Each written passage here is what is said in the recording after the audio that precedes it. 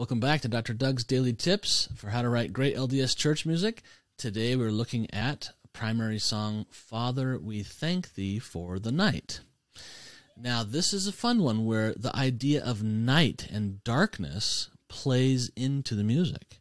So how can you give a sense of darkness without being fully in a minor key? That's kind of the question here. And what's being used in this particular case, which is your tip for today, is what we call borrowed harmony, otherwise known as mode mixture. Mode meaning scales and mixing scales, kind of an idea. So we're in C major. But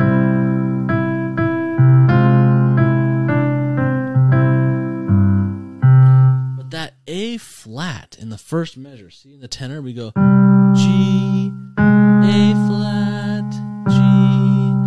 That is the flatted sixth scale degree. That little number 6 there with the caret on top of it, the little partial triangle on top of it, that means scale degree. So the sixth scale degree that's flatted, because we're in C major. So 1, 2, 3, 4, 5, 6, flat 6.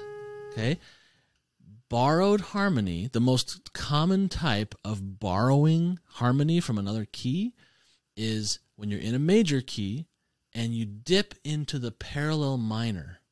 So you're in C major here, but you're thinking, you know, C major has the same starting note as C minor. So C minor and C major,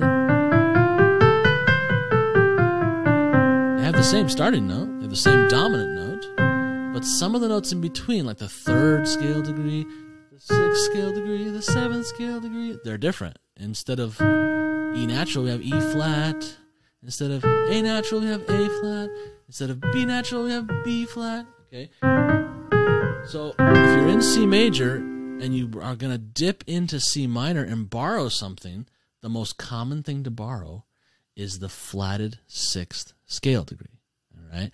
Using that flatted sixth scale degree, now we can build a handful of totally new chords. For example, this chord right here, F minor, if the A flat was not there, if it was an A natural, that would be an F major chord. But now that we have the A flat, it's an F minor chord. All right? So you have an extra chord to use in C major. And it gives the sense of something somber, or in this case, something darker, because it's the nighttime, right? Now, the next staff down, the composer takes that A flat and runs with it. And instead of using A natural again, they use A flat, and they actually build a chord with A flat as the root of the chord. And in C minor, this happens too. You can build a major chord on A flat. It's normal in C minor. It's not normal in C major because there's no A flats. But because we introduced the A flat already, the flat sixth scale degree, we can keep using it. And that's what happens here. So we get this A flat major chord. So back to the beginning.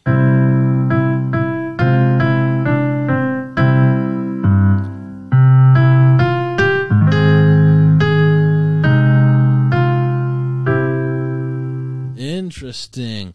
So A flat is this flatted sixth scale degree, but what holds the C major sound that we get right here, C major, and the A flat major sound that we get right here, there's something that holds them together, and it's the note C. This chord has a C in it, and this chord has a C in it. And it holds it together while we move to that flatted sixth scale degree. And then look, the next chord also has the note C in it. So even though the A flat chord is kind of foreign, it's from C minor, we're able to find our way back to C major because of the same C. All right?